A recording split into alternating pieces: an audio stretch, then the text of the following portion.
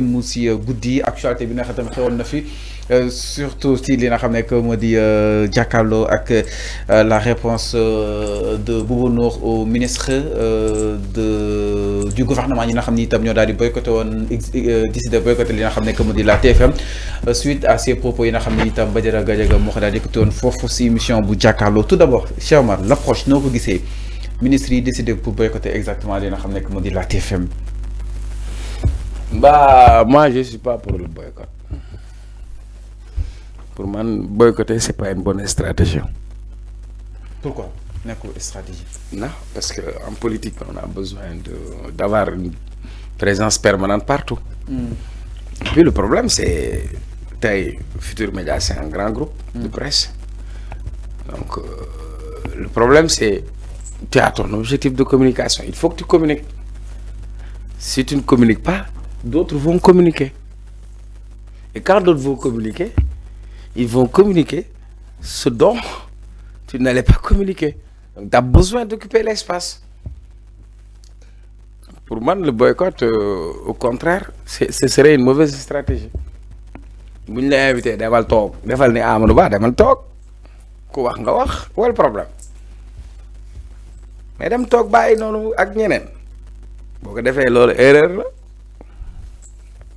Loolu erreur la de ku leen koy digal loolu xalaat sax. Donc tu n'es pas pour le boycott.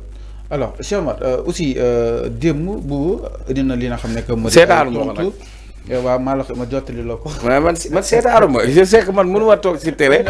non mais Sénégal mais yow. Cheikh Omar indi na ay tontu si li nga xam ne que. waaw moo xam lu sa yor jàpp na ni li nga xam ne que moo di ministres yi li leen gën a xaar mooy seen liggéey ñu daal di koy li nga xam ne que moo di justement peut-être matal mais pas si ay plateau de télé wala kon di stigmatiser li nga xam ne que moo di ay télévision naka na ko daal di jàngatee concrètement. Sénégal la neex. man nee naa la émission jaamur la. ah man xam nga du ma nekk à l'aise sax di si wax quoi entre nous quoi. Et puis voilà parce que moi je préfère débattre sur des idées ou autre chose. Donc mais loolu da leen laal yéen chroniqueurs yi. yéen chroniqueur parce que loolu mooy li nga xam ne que moo di rebondissement. yéen chroniqueur man damaa bokk ak chroniqueur yi mu ko waxaat de. c'est lan nga. waaw yow romb naa foofu man les consultants là. ah. waaw kon loolu dafa laal si li nga xam ni itam peut-être si moom nga démarré woon di li nga xam ne. non démarré wu ma si c'est-à-dire am na yoo xam ne bu yëpp pàcc xoowee vaut mieux nga bañ ko sax c'est question bi nga posé lan la nga ne Bouba Ndour lu ma. jàpp na ni si li ñuy xaar si ministre yi mooy urgence yi que soit or que ñuy nekk di. stigmatiser li nga xam ne que mu di télé. dëgg la. non waxul stigmatiser télé. man j'ai pas compris dans quel sens. maanaam fi ñu li benn télé rek nit da nga koy boycotter concrètement. est-ce que télé bi singale wu leen. loolu tamit mën na am. ah moom moo ne dañoo singale est-ce que télé bi singale wu leen. loolu aussi ça dépend rek si ku nekk ni nga koy xam nga question de dégg-dégg la mais aussi question de position la c'est-à-dire le danger bu ñu war a dem mooy. que médias yi bañ a nekk outil de propagande médias yi bañ a nekk groupe de pression te nekk groupe de presse. vous comprenez. qu'on reste sur l'objectivité parce que média dafa am wàll ci réew état bi mënul dem sans média média yi aussi mënuñu dem sans état mais tey boo seetloo y a plus de problèmes sur le plan de la manipulation de l'information c'est pas une question d'état parce que ñii avant ñu fi nekk ils ont été victimes d'un lynchage médiatique on les a traités de terroristes voilà. Imam Alioune Badara Ndao ban journal moo bind wax ci moom def ci revue de presse comprenez donc à un moment donné médias yu bëri dañu am benn rôle bu ñu doon jouer Pastef bi s'ils sont arrivés au pouvoir c'est pas grâce aux médias hein. Ah non kon amuñu suñu partition. non waxuma partition dama bëgg nga déglu ma. c'est que dañuy waxtaan bu xóot laay waxtaan bu am solo. après ça a toujours joué un grand rôle ci wàllu démocratie Sénégal Ablaye Wade avant Ablaye Wade di ñëw benn journal moo amoon xamoo ko woon yow Soleil bii ngay gis Paris Dakar lu tuddoon. benn télé moo amoon temps benn télé xam lu tuddoon ay ORTS. comprenez des gens se sont battus pour que ñu am fu ñu waxee. Abdoulaye Wade Abdoulaye Bathily sëñ Pape Malick Sy fii lañ leen jàppee rond-point Médina bi parce que dañu bëggoon waxee RTS te amuñu ko woon après ñun biñ nekk xale ay Sud FM ñëw xam nga li ma la Walfadjri ñëw mais dañu dem ba média yi yu bëri yoo xam ni état moo koy contrôler média de propagande moo fi amoon grand dañu waxtaan xool ma fii si bët ki am nga ubbi waxtaan bu am solo la ay patron de presse yu am ay intérêt politique vous comprenez dem nañ ba xàmmeewuñu bu baax bi quoi est-ce que vous avez compris maintenant aussi da ngay nekk si position booy ànd ak état comprendre nga am ñu lay xalamal su fekkee da nga nekk si position boo xamante ni ànd ak état nga wut ñu lay attaquer ba ci say ligne comprenez man xam naa si dara parce que peut-être suma liberté de ton bi ma am ma façon de voir les choses mon indépendance xam nga mon ouverture d'esprit ne permet pas de m'enfermer dans une bulle quand on ne peut pas m'enfermer dans une bulle parce que mes positions àndul ak peut-être position bi nga xam ni moom la patron bi du bëgg sama genre dañuy moo tax dañuy nekk rebelle comprenez am na yoo xam ne dama lay junj soxlawul ma lay wax. comprendre nga. maanaam ci loolu moo la jëlee woon fële daal. non waxuma loolu ma jëlee fee non dama ne la. man Cheikh Omar Talla kenn du ma tënk.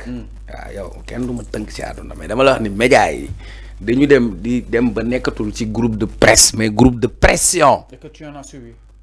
Ma personne importe peu. Okay. Quand je discute avec toi je veux que ñu wax ci idée yu yaatu.